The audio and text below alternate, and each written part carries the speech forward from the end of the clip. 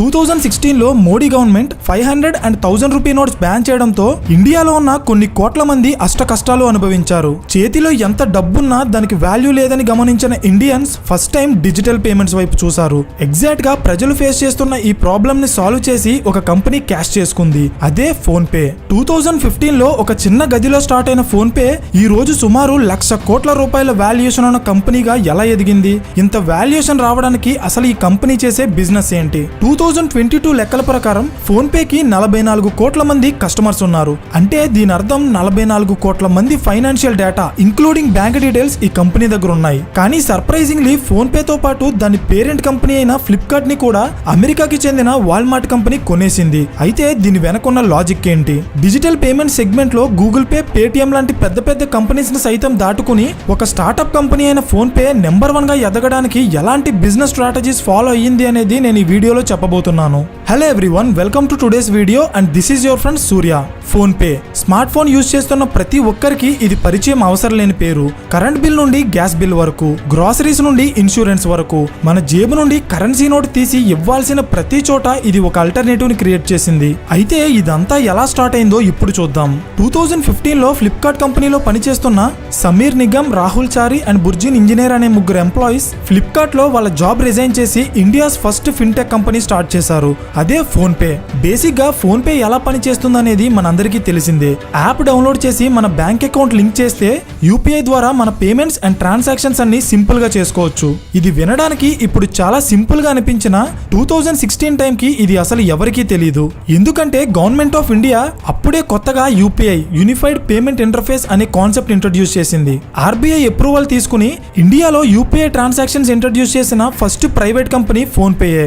అయితే ఈ company future లో చాలా వేగంగా గ్రో అవుతుందని ముందుగానే గమనించిన ఫ్లిప్కార్ట్ కంపెనీ ఫోన్ పేని ఒక చిన్న స్టార్ట్అప్ కంపెనీగా ఉన్న టైంలోనే కొనేసి ఆల్మోస్ట్ $2 బిలియన్ అంటే సుమారు 16,000 కోట్ల రూపాయలకు పైగా ఇన్వెస్ట్ చేసి ఫోన్ పేని అద్భుతంగా డెవలప్ చేసింది. ఇక్కడ పెద్ద పెద్ద కంపెనీస్ ఎలా ఆలోచిస్తాయో నేను ఒక పాయింట్ చెప్తా చూడండి. ఒక కంపెనీలో పనిచేసిన ఎంప్లాయీస్ బయటికి వెళ్లి కొత్త కంపెనీ స్టార్ట్ చేశారంటే ఈ పెద్ద కంపెనీ బోర్డ్ మెంబర్స్ ఖచ్చితంగా దాని మీద ఫోకస్ చేస్తారు. ఎందుకంటే ఈ రోజు చిన్నగా ఉన్న ఈ స్టార్ట్అప్ కంపెనీ ఏదో ఒక రోజు పెద్ద కంపెనీకి పోటీ అవ్వచ్చు, లేదా దానికంటే ఎత్తుకు ఎదిగిపోవచ్చు. ఈ విషయం బాగా తెలిసిన ఫ్లిప్కార్ట్ ఫౌండర్స్ అయిన Sachin and Binny Bansal PhonePe business model కి ఉన్న పొటెన్షియాలిటీని చూసి దాన్ని ఒక స్టార్ట్అప్ కంపెనీగా ఉన్న టైంలోనే కొనేసి ఫ్లిప్కార్ట్ లో కలిపేశారు.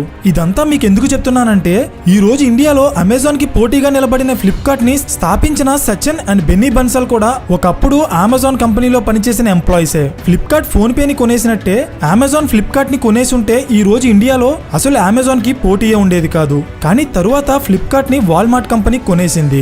That's a different story. But ఈ లాజిక్ అయితే మీకు అర్థమైంది అనుకుంటున్నాను. ఫ్లిప్కార్ట్ అమెజాన్ మాత్రమే కాదు, ఈవెన్ ఫోన్ పే కంపెనీ కూడా తనకి పోటీగా స్టార్ట్ అయిన చాలా కంపెనీస్ ని కొనేసింది. ఇక్కడ మీకు ఒక డౌట్ రావచ్చు, ఇంత కష్టపడి స్టార్ట్ చేసి సక్సెస్ఫుల్ గా రన్ చేస్తున్న ఈ చిన్న కంపెనీస్ ని ఈ పెద్ద కంపెనీస్ ఎలా కొనేస్తున్నాయి, అసలు వీళ్ళు ఎందుకు అమ్మేస్తున్నారని.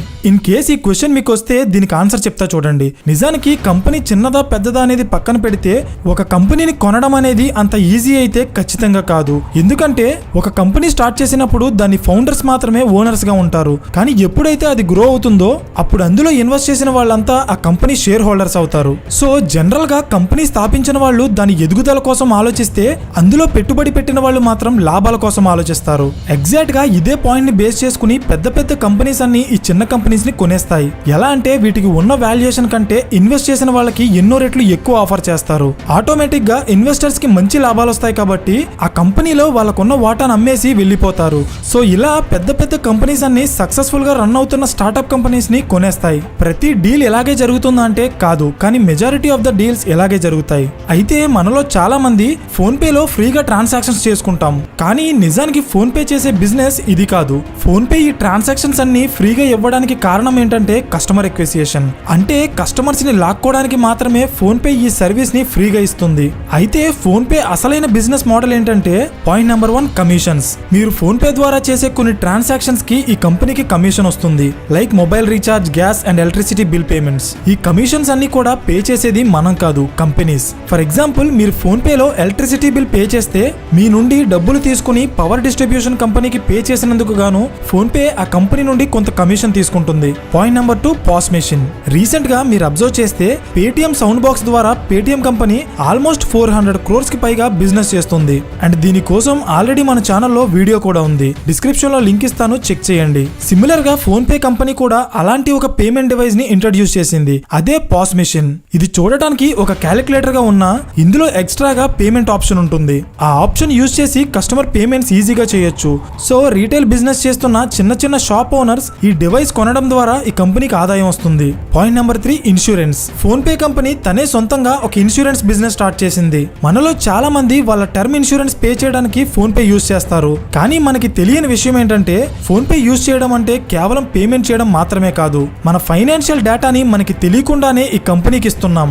సో ఆటోమేటిక్ గా జనాలు ఏది ఎక్కువగా కొంటున్నారు, వాళ్ళ ఇంట్రెస్ట్ ఏంటనేది ఈ కంపెనీకి తెలుస్తుంది. ఆ డేటా యూజ్ చేసి వాళ్ళ కంపెనీ ఫ్యూచర్ లో బాగా ఎదగడం కోసం జనాలు ఏది ఎక్కువగా యూజ్ చేస్తే అవే వాళ్ళ అప్లికేషన్ లో ఇంట్రొడ్యూస్ చేస్తారు. సో ఇలాగే ఫోన్ పే కంపెనీ కూడా తన సొంతంగా ఒక ఇన్సూరెన్స్ బిజినెస్ స్టార్ట్ చేసింది. Point number 4, processing fees. Recent గా ఫోన్ పే లో మీరు మొబైల్ రీఛార్జ్ చేస్తే మీకు 1 to 2 rupees processing fees cut అవుతుంది. గమనించారా? మనం ఆల్రెడీ డిస్కస్ చేసుకున్నట్టే పెద్ద కంపెనీస్ అన్ని కూడా ఇనిషియల్ స్టేజ్ లో కస్టమర్ ఎక్విజిషన్ మీద ఫోకస్ చేస్తాయి. వన్స్ వాళ్ళకి ప్రాపర్ కస్టమర్ బేస్ వచ్చి కస్టమర్స్ అంతా వాళ్ళ ప్రొడక్ట్ ఆర్ సర్వీస్ కి అలవాటు పడిన తరువాత వాళ్ళ అసలైన బిజినెస్ స్టార్ట్ చేస్తారు. ఇది మీకు ఇంకా బాగా అర్థం కావాలంటే ఈ కేసు అబ్జర్వ్ చేయండి. ప్రెసెంట్ ఇండియాలో యూపీఐ ట్రాన్సాక్షన్ బిజినెస్ లో మేజర్ గా 5 కంపెనీలు ఉన్నాయి. Phone pay, Google pay, Paytm, Bharat pay and Amazon pay. అయితే వీటన్నింటిలో సుమారు 50% మార్కెట్ షేర్ ఫోన్ పే చేతిలోనే ఉంది. ఇక్కడ పాయింట్ ఏంటంటే ఇండియాలో 80 కోట్ల మందికి పైగా యూపీఐ పేమెంట్స్ చేస్తున్నారు. అందులో 50% అంటే సుమారు 40 కోట్ల మంది.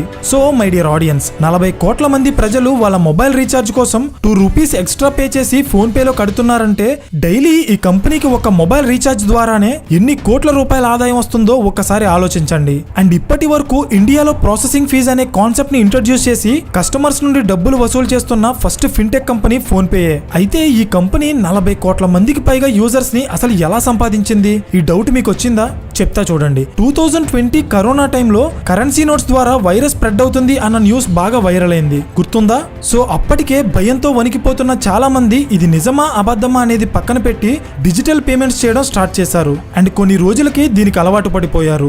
ఎంతలా అంటే ప్రెసెంట్ ఇండియాలో 84 లక్షల కోట్ల రూపాయలకు పైగా ట్రాన్సాక్షన్స్ ఓన్లీ ఫోన్ పే ద్వారానే జరుగుతున్నాయి. ఫోన్ పే అనేది ఒక స్టార్ట్అప్ కంపెనీ, కానీ గూగుల్ పే అలా కాదు. ప్రపంచంలోనే అతిపెద్ద కంపెనీస్ లో ఒకటైన గూగుల్ లాంచ్ చేసిన యూపీఐ యాప్ ఇది. మరి ఇంత బ్యాక్గ్రౌండ్ ఉన్న గూగుల్ పే ఎందుకని ఫోన్ పే కంటే వెనకుంది అంటే దీనికి కారణం బ్రాండ్ వాల్యూ. ఇక్కడ మీకు ఒక డౌట్ రావచ్చు, గూగుల్ కంటే ఫోన్ పే బ్రాండ్ వాల్యూ పెద్దదేం కాదు కదా అని.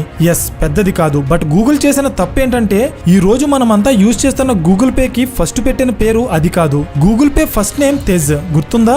ఈ నేమ్ అండ్ ఈ లోగో చూసిన చాలా మంది ఇండియన్స్ కి ఇది నిజంగానే గూగుల్ యాప్ అనే నమ్మకం లేక ఇండియాలో స్టార్ట్ అయిన ఫోన్ పేనే ఎక్కువ మంది యూజ్ చేశారు. అండ్ ఇన్ఫాక్ట్ ఇది లేట్ గా రియలైజ్ అయిన గూగుల్ కంపెనీ వాళ్ళ యూపీఐ యాప్ నే మార్చడానికి రీజన్ కూడా ఇదే. ఫోన్ పేని బీట్ చేసి కస్టమర్స్ లాక్కుని నెంబర్ 1 పొజిషన్ కి రావడానికి Google pay scratch cards, rewards, referrals లాంటి ఎన్ని మార్కెటింగ్ స్ట్రాటజీస్ ఇంప్లిమెంట్ చేసినా ఫోన్ పేని దాటలేకపోయింది. దీనికి కారణం ఏంటంటే అప్పటికే ఇండియన్స్ ఫోన్ పేకి అలవాటు పడిపోయారు. ఫోన్ పే సక్సెస్ అవ్వడానికి మరొక రీజన్ ఏంటంటే ఈ కంపెనీ స్టార్టింగ్ నుండి కూడా టైర్ 2 అండ్ టైర్ 3 సిటీస్ మీదే ఎక్కువగా ఫోకస్ చేసింది.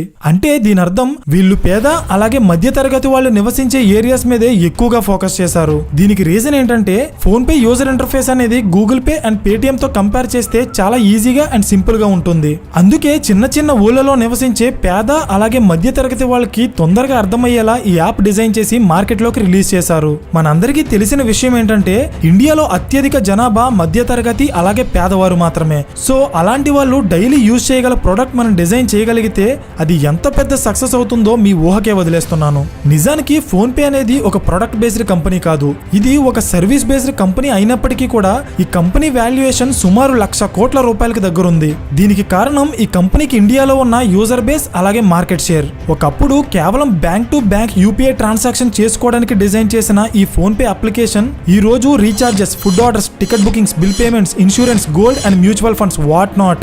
ఈవెన్ గూగుల్ మ్యాప్స్ చేయాల్సిన పని కూడా ఫోన్ పే చేస్తుందంటే మీరు నమ్ముతారా? ఫోన్ పేలో స్టోర్స్ అనే ఒక ఆప్షన్ ఉంటుంది. ఇది మీరు చెక్ చేస్తే మీ దగ్గరలో ఉన్న అన్ని స్టోర్స్ యొక్క name, location, customer ratings and even మీకు కాంటాక్ట్ నెంబర్ తో పాటు డీటెయిల్డ్ అండ్ వెరిఫైడ్ ఇన్ఫర్మేషన్ వస్తుంది. ఒక్కోసారి మీకు గూగుల్ మ్యాప్స్ లో వచ్చిన స్టోర్ డీటెయిల్స్ అయినా తప్పు ఉండొచ్చు, కానీ కానీ మీరు గమనిస్తే ఫోన్ పే ఇచ్చిన స్టోరీ డీటెయిల్స్ మాత్రం మాక్సిమం తప్పులుండవు. 2018లో ఫ్లిప్కార్ట్ అలాగే దాని సబ్సిడరీ కంపెనీ అయిన ఫోన్ పేని కూడా అమెరికాకు చెందిన వాల్మార్ట్ కంపెనీ కొనేసింది. ప్రపంచంలోనే అతిపెద్ద కంపెనీస్ లో ఒకటైన అమెజాన్ కంపెనీని ఎదుర్కొని ఇండియాలో నెంబర్ 1 పొజిషన్ లో ఉన్న ఫ్లిప్కార్ట్ సడన్ గా వాల్మార్ట్ కంపెనీకి అమ్మేయడానికి రీజన్ ఏంటో నెక్స్ట్ వీక్ వీడియోలో వస్తుంది. ఇంట్రెస్ట్ ఉంటే చూడండి. రీసెంట్ గా వాల్మార్ట్ కంపెనీ ఫోన్ పేలో ఆల్మోస్ట్ $200 మిలియన్ ఇన్వెస్ట్ చేశారు. సో దీని ఇంటెన్షన్ ఏంటంటే ఫోన్ పే అనేది కేవలం యూపీఐ యాప్ మాత్రమే కాకుండా ఇంకా చాలా డిఫరెంట్ డైమెన్షన్స్ లో దీని బిజినెస్ ఎక్స్పాండ్ చేయాలనుకుంటున్నారు.